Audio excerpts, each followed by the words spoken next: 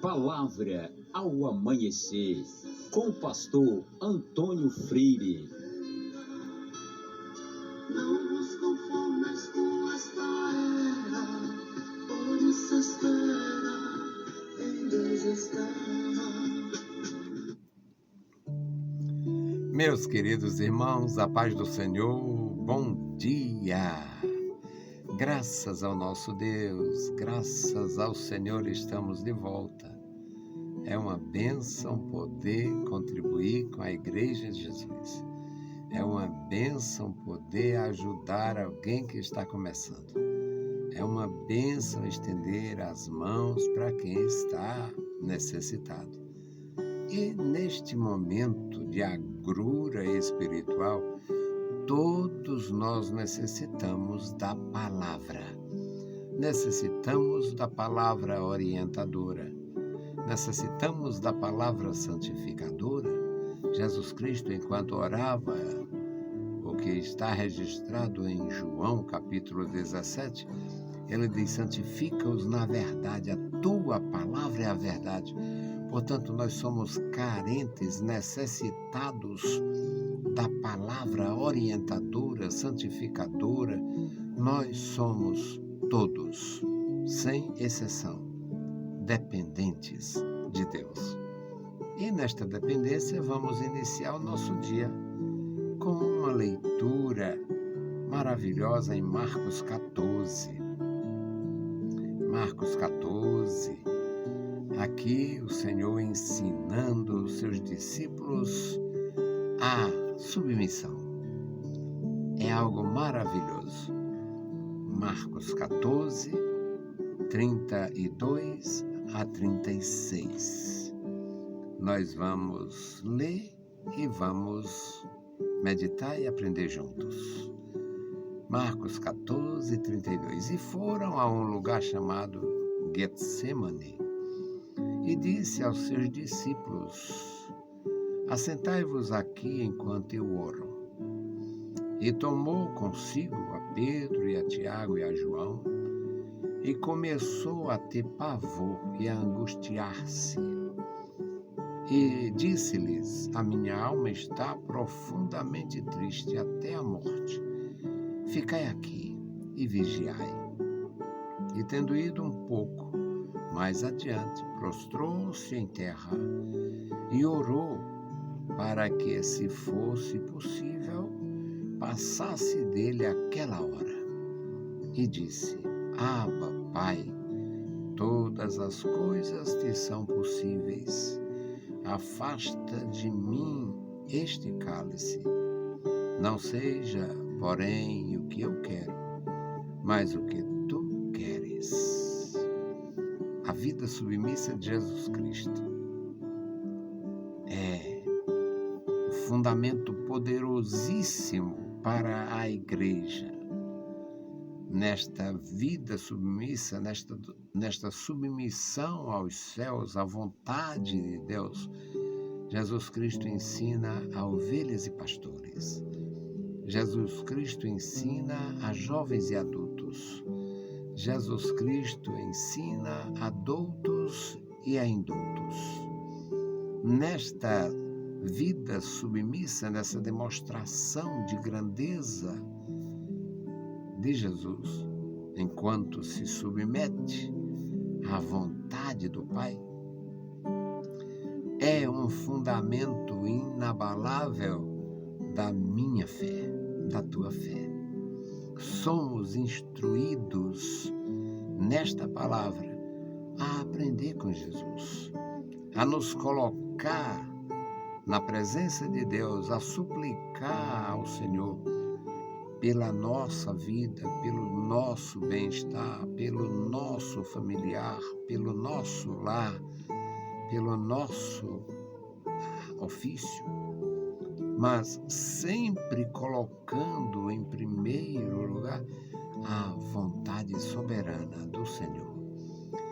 Vivemos dias cruéis, dias difíceis, e existem inimigos da justiça e da verdade que são que atendem como pastores, como bispos, como apóstolos e são apenas apóstatas.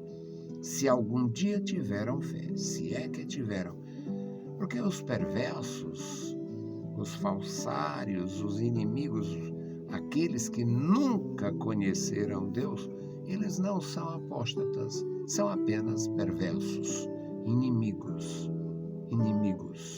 perversos, são apenas predadores, eles depredam a igreja. Agora, se já andou em comunhão, se já andou em submissão, se já viveu em obediência, se já recebeu as marcas de Deus na sua vida, no seu coração, e agora não tem mais, então é apóstata. Eles atendem como apóstolos, mas são apóstatas aqueles que já tiveram vida cristã. Eles atendem como pastores, mas são apóstatas aqueles que já tiveram vida cristã, já tiveram humildade, já conduziram rebanhos pequenos, já tiveram oportunidade de servir em rebanhos grandes, nunca se envolveram em escândalos, principalmente em escândalos monetários, escândalos financeiros, aquela coisa cruel que compra a consciência. Se eles viveram uma vida de graça, uma vida grata, uma vida de fidelidade, de honestidade, de dignidade na presença de Deus, e agora não tem mais isto, então eles são apóstatas. Os que simplesmente invadiram a seara cristã para criar organismos, para criar situações, para criar organizações criminosas com placas eclesiásticas, não são apóstatas. Eles são inimigos, são perversos, são pervertidos, são predadores, depredam a igreja, mas não chegariam a ser apóstatas. Para ser um apóstata, necessário seria que algum dia tivesse sido um discípulo verdadeiro. Um discípulo verdadeiro pode apostatar? Pode. Jesus não chamou Judas na infidelidade. Jesus chamou Judas no momento de contrição, fidelidade, desejo, e o Judas foi incluído entre os 12, inclusive recebeu poder na primeira missão e na segunda missão. Aquela autoridade que Jesus deu aos seus discípulos não faltou a nenhum deles. Ele enviou os seus discípulos e ele deu autoridade e deu graça e poder. Agora, os que não permaneceram fiéis, os que se corromperam, se macularam, se contaminaram, esses apostataram. Mas no decorrer do tempo, os que nunca conheceram Jesus como seu Senhor, simplesmente conheceram como mestre da Galileia, como um vulto da história. Os que nunca tiveram prazer na lei do Senhor, simplesmente tiveram atividade. Não são apóstatas, são perversos. Para ser um apóstata, necessário seria algum dia ter sido um discípulo fiel. Aí o Senhor Jesus estava no finalzinho do seu ministério e foi para um lugar chamado Getsemane. Isso aqui, traduzido, seria prensa de azeite. Era um horto onde tinha realmente um arvoredo, muitas oliveiras. E o Senhor Jesus estava com os seus discípulos ali. E ordenou: assentai-vos aqui enquanto eu oro. Ele precisava daquele suporte, ele estava precisando, estava carente daquele suporte. E ele tomou consigo os 3 discípulos de todos os tempos, de todas as horas, de todos os momentos. Pedro, Tiago e João não eram preferidos de Jesus, eram mais dedicados a Jesus.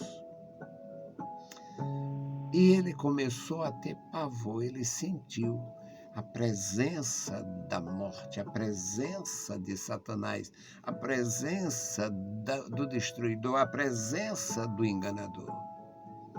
E ele se apavorou, ele teve pavor, sentiu pavor daquele momento cruel. Também ele pressentiu a sua experiência mortal de ficar separado do Pai. O que acontece na cruz quando ele exclama: Deus meu, por que me desamparaste? Então Jesus foi com eles e disse: a minha alma está profundamente triste. Eu estou com tristeza mortal. Ficai aqui e vigiai. E, tendo ido um pouco mais adiante, prostrou-se em terra e orou para que, se fosse possível, passasse aquela hora passasse sem que ele bebesse o cálice. E disse: Abba, Pai, todas as coisas são possíveis. Deus pode fazer todas as coisas. Poderia, sim, realizar a redenção sem aquele sacrifício. Para Deus não tem nada impossível. Mas Deus tinha colocado no seu programa eterno. Estava no programa de Deus, na eternidade.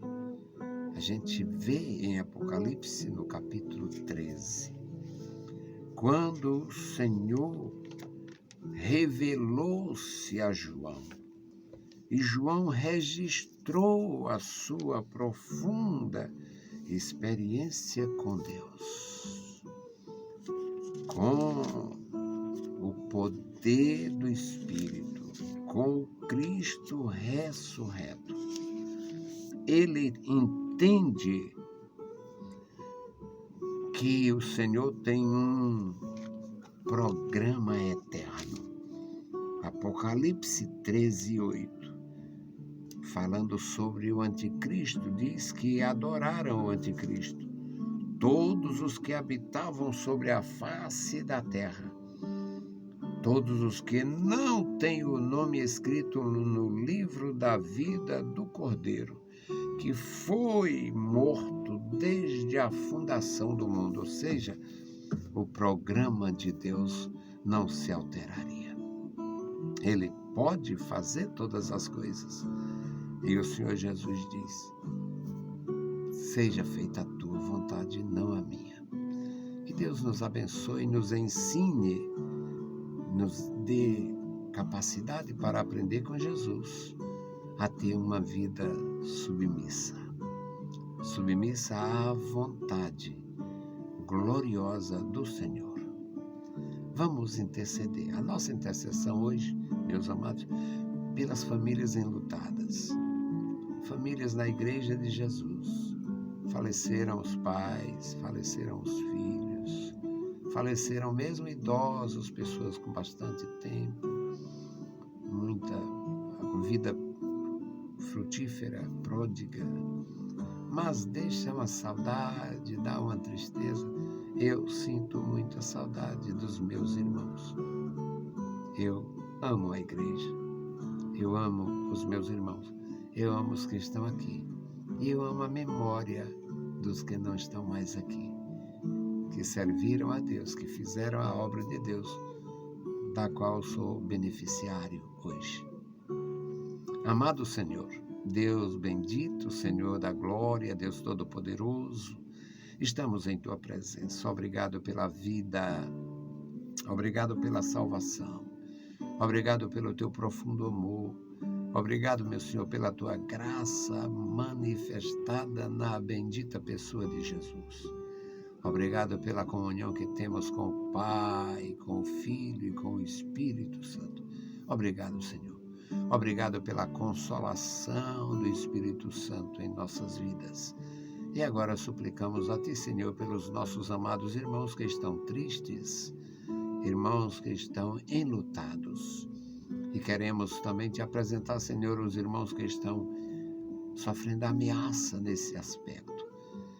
Seus entes queridos, muito enfermos, desenganados, em tratamento intensivo.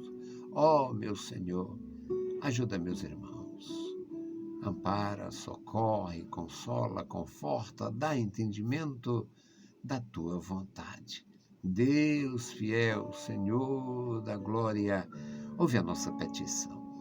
No bendito nome de Jesus Cristo, nós te pedimos. Amém. Meus queridos irmãos, a paz do Senhor e bom dia.